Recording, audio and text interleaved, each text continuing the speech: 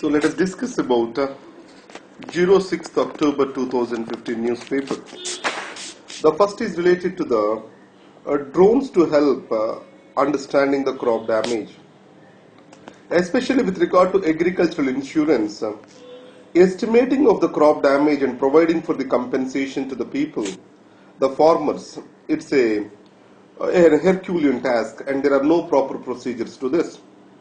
As of now, the crop insurance claim is calculated on the basis of crop cutting experiments. Now, the information from the drones, which will be integrated with geoinformatic systems and the crop cutting experiments, they are made into one process, and they are going to deliver the insurance benefits to the farmers. It is experimentally taken up in Haryana, Maharashtra, etc. Now there is a name to this program that is called as Kisan. It is crop insurance using space technology and geoinformatics, that is called as Kisan. So it can improve the crop insurance, farm insurance and other mechanisms and protection safety available to the farmers now. So this topic is related to e-governance in the aid of farmers. And the next is with regard to grand delusion of the digital India. So what is the essence of this article is? On the one hand, India has the worst position with regard to global hunger index. It is worse than Nepal and all the countries in South Asia. On the other hand, we are improvising or we are publicizing the idea of digital India. Now, more and more empowerment, reduction of poverty, and the next is democracy enhancement. Everything is linked to this e-governance and digital India. Now, if you carefully observe that digital India or technology, it is more and more seen as a quick fix solution. So the technology as a solution to everything, this is what visible in the words of our policy makers. Now understand, nowhere across the world, technology is able to create or sustain the democracies. The democracies have drew their strength only from the constitutions, not from the technology. In this context, the technology, it will play only the instrumental value to make the information to reach to the people and to organize the people. The people and their choice for equality and liberty that led to the enhancement of the democracies. So, the technology enhancing the democracy, it is an overstatement. And second is the human deprivations. One way, the technological penetration is said to be a solution to human deprivations. But however, if you see, the origin of technology has actually increased the income divides across the people. If you see the digital divide, it has increased the imbalanced regional development in the country. And once the technology has come up, the policy framework got biased towards these technological frameworks, and the education and health allocations have dramatically decreased. Now I will take you this way. Now if you take allocative efficiency and technical efficiency, the technical efficiency is preferred over the allocative efficiency. It means health and education budgets are coming down, and technology and the other instruments, the budgets are going up. It means deprivations are going to worsen further in the technological world. The divides are going to increase for the worse. Now, India often compares itself with China. If you take the situation over here, India has shifted from socialistic to the market economy. China also shifted towards the market economy. It only did after achieving substantial improvements in healthcare and education. It is not the case with India. India, without improving healthcare and education, it directly plunged into the market economy. So it means that the deprivations are going to further increase with regard to these developmental areas. The next is artemisinin derivatives. These are anti-malarial drugs.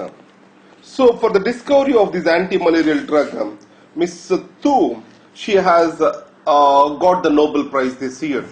So if you see the Artemisian derivatives, during the Vietnam War, then Ho Chi Minh, he has asked for some solution to the mosquito bites and also malaria treatments to the Mao. And after that, a secret project was started, which has led to the discovery of the Artemisian derivatives. And next is feeding the frenzy. Now, if you observe that, so the beef ban, it has taken many turns in India, and cow has become a new religious order. Our cow is taking the communal color in India.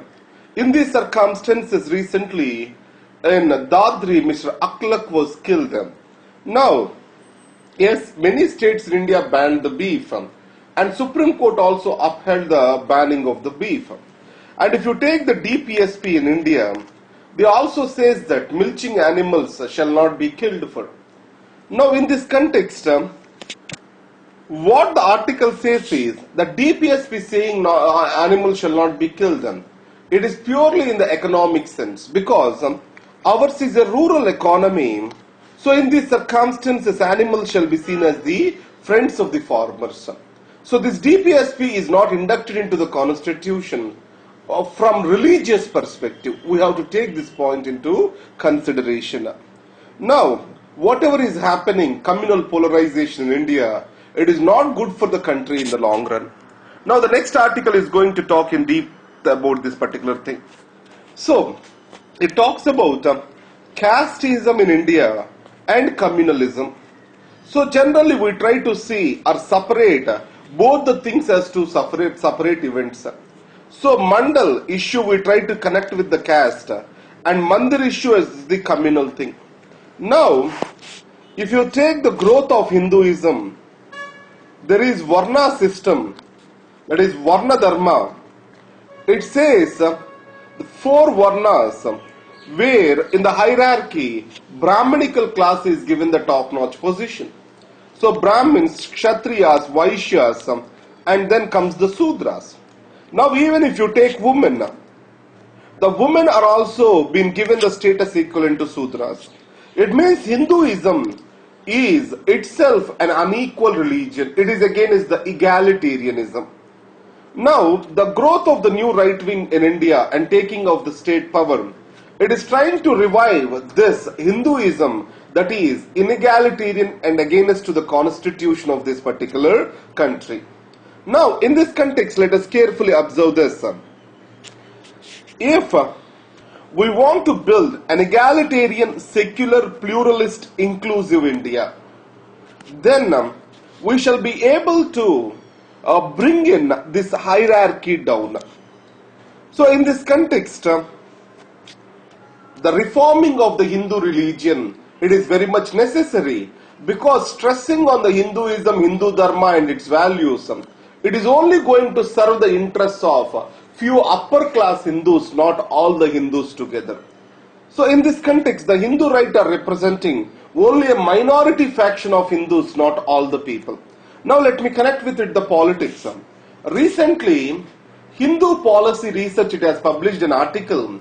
What it says, all the political parties at the highest levels of their organization, they are filled with upper caste Hindus. They are dominating every political party. It means entire politics, they are being dominated by the interests of the upper caste Hindus, either it is Congress, BJP or any other. Exception is BSP.